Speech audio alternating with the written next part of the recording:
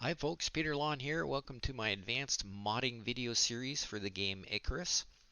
Today we're going to have a look at how to resize a deployable object in the game. In this case, a fabricator bench to about half its normal size. This video is aimed at modders who are already performing JSON editing mods, but want to take their modding skills to the next level and tackle a UAsset mod. As an advanced modding tutorial, I'm going to assume that you already have the following tools downloaded and configured and set up on your PC. These tools are all free software. So the first one is fModel. Basically, it's an Unreal Engine Archive Explorer. You're also going to need number 2, Blender, which is a graphical 3D program that will allow manipulation of our model files. You will also need Unreal Editor, which is Epic Games' powerful game creation software. This tool allows users to set up a game development environment, and in the context of this video, it's a tool we're going to use to manipulate game elements and cook them into usable game assets. You also are obviously going to need Unreal Pack, which is a tool that allows unpacking and repacking of the game asset files.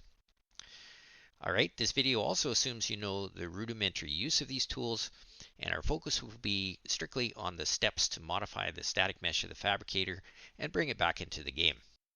Alrighty, so let's jump right into this. The first thing we're going to do is we're going to open the fModel program, and if you've used this, you'll notice that this is very familiar. Just quickly, you always set up the archive directory to where your Icarus game is installed. And so what you want to do is you want to basically load the entire game pack files into so we can find where the fabricator files are located, right?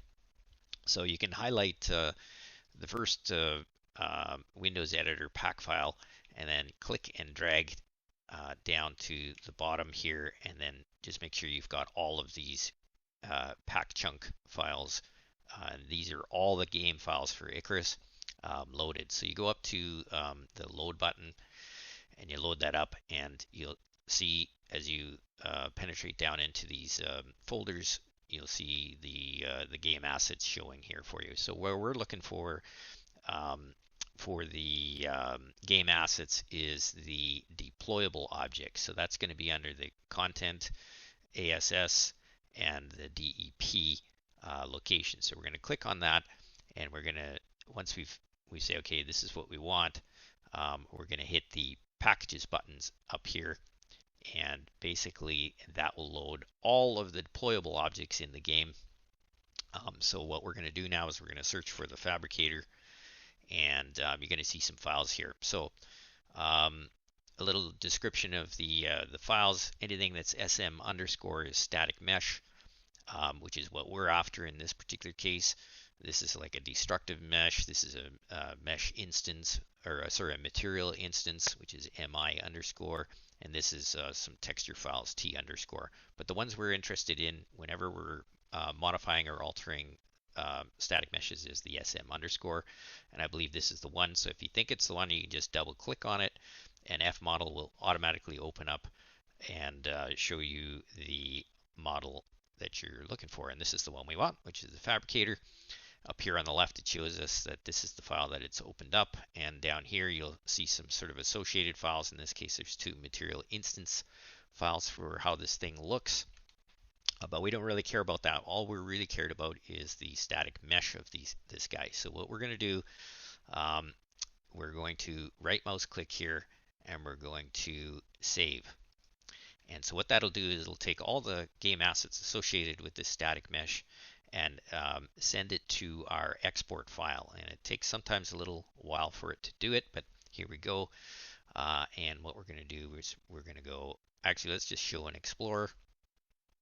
So this is what it spit out here. There's some interesting files in here. If you're looking around at it, there's some information in here about the static meshes that it uses, the diffuse and the normal and the emissive files, etc. But we're not interested in any of the materials or textures. all we want is a static mesh. So that's this single file, which is exported as a PSKX file. So we're going to keep this folder kind of handy here. And the next step is we're going to go into Blender. So in Blender, in order to import PSK files, which are basically skeleton mesh and animation files, you need to have the PSK plugin installed. There are a number of different versions of this plugin that are available on the internet. You do need to match the plugin to the version of Blender that you're using. In this case here, I'm running a really older version of Blender, and it's Blender 2.83. And I had to look for this PSK importer. So you can have there's a tool on the right hand side here, a button that allows you to get to that import tool, or you can also go File, Import, and go down to Skeleton Mesh PSK files. Okay, so we're going to import our the PSK file we just created. I've got a link to that content here under my special location that I put all my PSK exports. So I'm going to go into the ASS DEP location, and there's my fabricator. So we're going to import that. There's no special settings or anything for that. And you can see we've got our static mesh of our bench in here now, which is pretty cool. What we're going to do though is we're going to size it down. If you highlight the object and you look at the item tab up here, by the way, if this side window is not open for you, I believe if you hit the N key, it'll bring it up. Sometimes it's hidden, or you can click on this little tiny little menu hidden spot, and that'll bring this up. This is at its normal scale is almost the width of a floor plate, or maybe pretty close, and you can tell. Oh, that was the other thing I wanted to mention is these PSK import settings. This one's an important one right here, the scale down, because what it'll do is when it brings in the static mesh, it'll scale from centimeters to meters. So it basically applies a 0.01 to the scale within Blender, because otherwise your objects won't be sized correctly. So it's sized correctly right now for the for what we want to do with it, right? And you can tell, because if we're looking at it, you can see that my dimensions are like approximately in the Y are 2.84. 3 meters is sort of a floor plate width. So we are at the right scale right now for within Blender. So, but what we want to do is we want to size it down to half. So what we're going to do is we're going to hit the S key, and that allows us to size the object. And then without clicking anything else, I'm just going to type in 0.5 for our scale and hit enter. And so now this thing is going to be half the scale of what it was before, right? So now what we want to do is we want to export to an FBX format. Now, if you go to the export and you don't see FBX here on your Blender, Blender has a FBX exporter built into it as an add-on. You can go to Edit, Preferences, and then go to Add-ons on the left-hand side here, and do a search for FBX. And you can see I've got the FBX format, import, export clicked. If this is not clicked, just activate it with a check mark, and then just close this. And that'll give you the ability to export. So what we want to do now is we want to export that FBX. We'll go here, we go FBX. Now there's some really important settings in here. So I'm going to go to my FBX export folder, and I'm going to keep the same folder structure, DP. And now I want to export this with the same name that it has when I imported it. So the easiest way to do that is just go down to the item properties down below here. You can bring this up. Just click on that little guy here, and then what you do is just copy the name of this Control C to copy, and I'm going to put it in here. Control V. And there's some important settings in the FBX export that you need to do. Um, Number one, make sure that the item is highlighted. You can see here I've got it selected right now because that's important. So we want to include in the export the selected objects, so that needs to be checked. We're also only interested as far as object types in the mesh. And transform, you can leave that all the same. Under geometry, we want to select faces or face. And then we can take off bake animation because we're not doing any animations there. So we've got the right name, we've got the right location, and we've got it selected, and we got these all set up. And now we want to export. All right, so we've exported, which is really good. And then now what we're going to do is we're going to go into our Unreal Engine.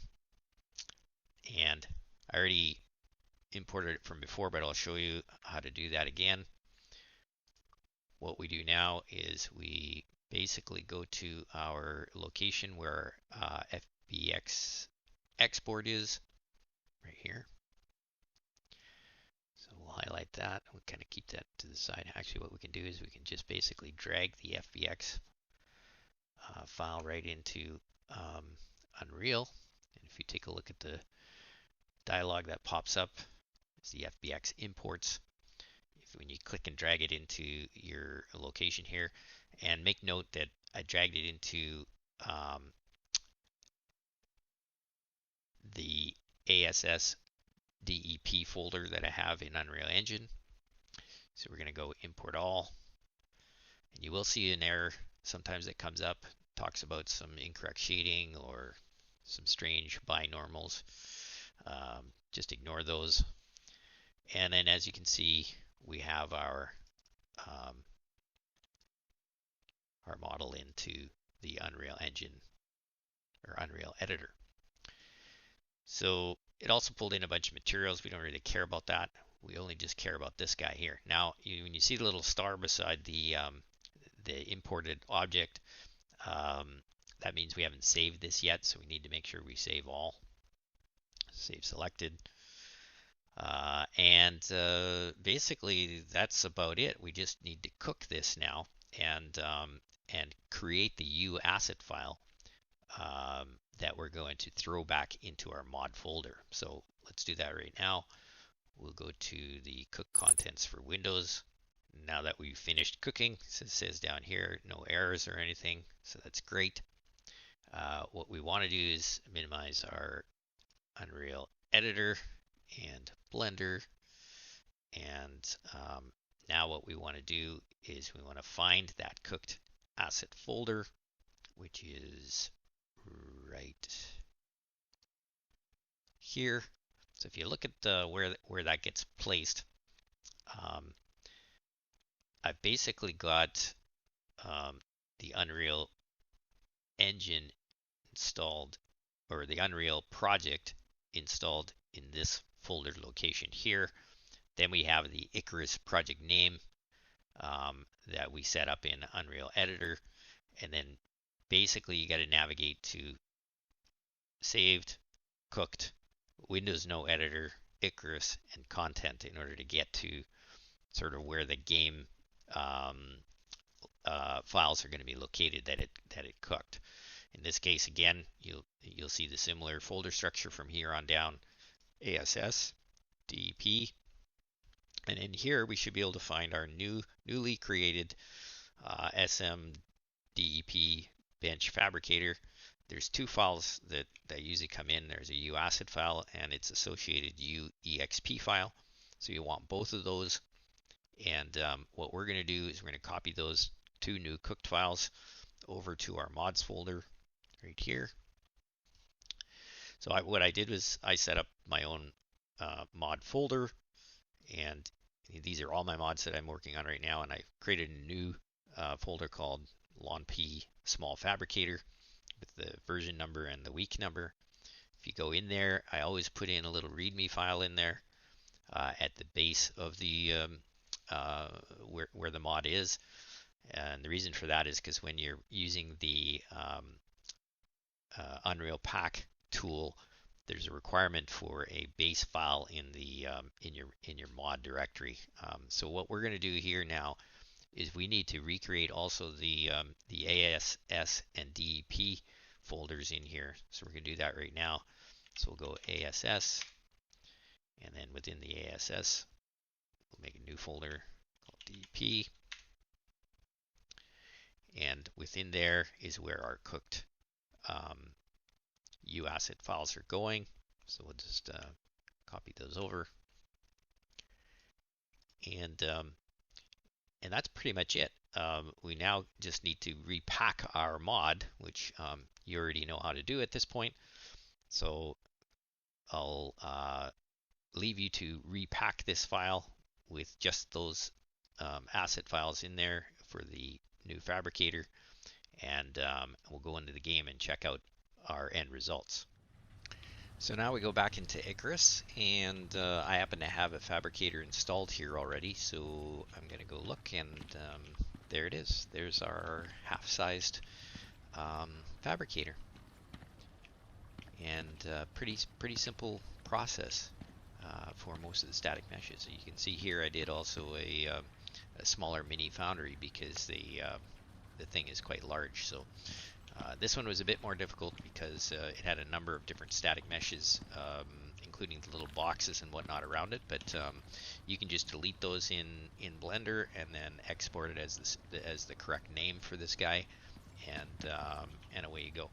Anyways, I hope you found this video useful, and if you have any questions, give me a buzz. Bye for now.